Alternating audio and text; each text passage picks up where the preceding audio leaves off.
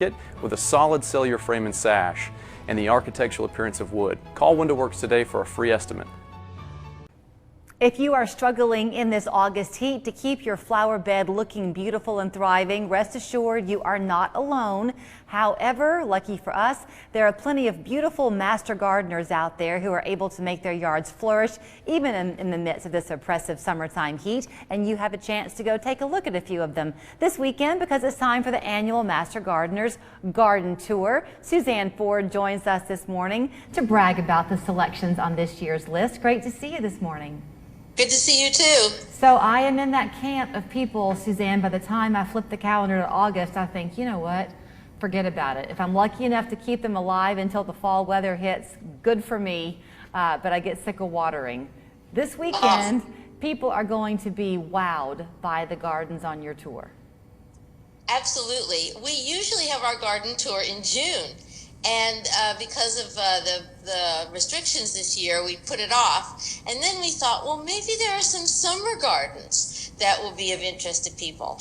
And we looked around, and we had 3 master gardeners and a neighbor of a master gardener who all have flourishing gardens in the summer. And we thought, well, let's just invite people to go see them. And so they'll get an idea of what you can do later in the year.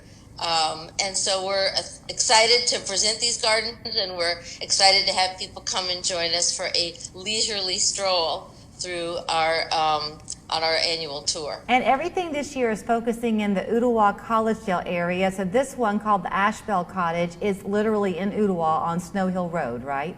Yes, yes. You have to go out a ways, but you will be richly rewarded by just a really creative gardener. What you can do when you really just keep thinking and adding to your yard. And when people are on the tour, Suzanne, are they going to be able to talk to the homeowner? Yes, they will be there in their gardens to answer questions and to let people know if they want to know what's that beautiful plant that I've never seen before. So yes, and there will be master gardeners on hand who can also answer some questions just in general. Okay, so it's great the diversity that you're going to show. So we saw the cottagey one, then you head out Collegedale Way, and there you have one that's focused on containers. That's the neighbor, and then a master gardener who has native plants in his yard. Right? Native plants. This is in the development that's just inside the commons area, and Ron McKittrick, who's a master gardener and is just loves wildlife, and he came and he had a completely blank slate, and in the time that he's lived there, he's planted it full of flowers that attract birds, bees, butterflies, and other wildlife of the furry kind. And he just has in fact, I'm going to go over there and see if he can split one of his plants up so I can put it in my backyard too. Very nice. So we share, and then his neighbor Pat has put all of her gardens in different, beautifully colored and interestingly shaped pots all around, which is very useful because it means that you can kind of change things out if you feel like it. Yeah. I like so that. She's very versatile. Yes, it's really very handy. And she's also got some interesting art and a little fairy garden. You round a corner of her house, and there she's got little elves and a little house and a couple of little bridges. It's really adorable. Very nice. And a lot of people this year, I've heard, had a harder time than normal getting their tomatoes to do well, or their cucumbers didn't do so great.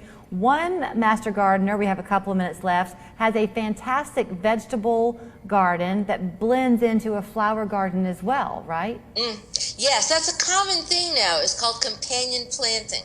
And you plant some flowers and vegetables together. And you turn into Southern Adventist University and drive through the campus, just keep going straight through, and just at the edge is her house, and she's got a really lush, I'm insanely jealous of her lush vegetable garden. And because, as you pointed out, my tomatoes had some trouble this year. But she's got beautiful plantings and a vegetable garden, and a couple of her neighbors also. So they have sort of an array of vegetable gardens in this one place. And I think it's important that you showed your own vulnerability by saying your tomatoes didn't do that great either, because it is not a perfect science. You can be a master gardener even, and some years things do better than others, but it's a labor of love. That's why you do it. Absolutely, absolutely. I think you just have to be philosophical about it. One year things will go great, and the next year it'll be a completely different story, and you have probably done the same thing. So, you know, and I think that's true for all of us. And of course, you're not a master gardener until you've moved a plant at least 3 times. Then I might be one. There you go. Okay, let's talk about getting tickets, because you can simply choose the area where you want to start and you get your tickets at that house, right? Exactly. There will be an admissions table at every house, and you can pay us. You can pay online in advance and bring your receipt, or you can bring your cash and we'll take it, and we'll give you a wristband that you will show at the next gardens on the tour. And the tickets are good for both days. So if you know, it's a little warm and you don't make it through all the gardens on Saturday, just save your wristband and bring it back on Sunday and finish the tour. You make it seem easy, Suzanne. I'd love to see your garden as well. Thanks for your time this morning. Thanks for having us, and we look forward to seeing as many as possibly can come out and see these lovely gardens. I think that they will be eager to come in awe. It's the garden tour this Saturday and Sunday. You can get those tickets online, as Suzanne mentioned, by going to mghc.org. That's their website. We're back after this.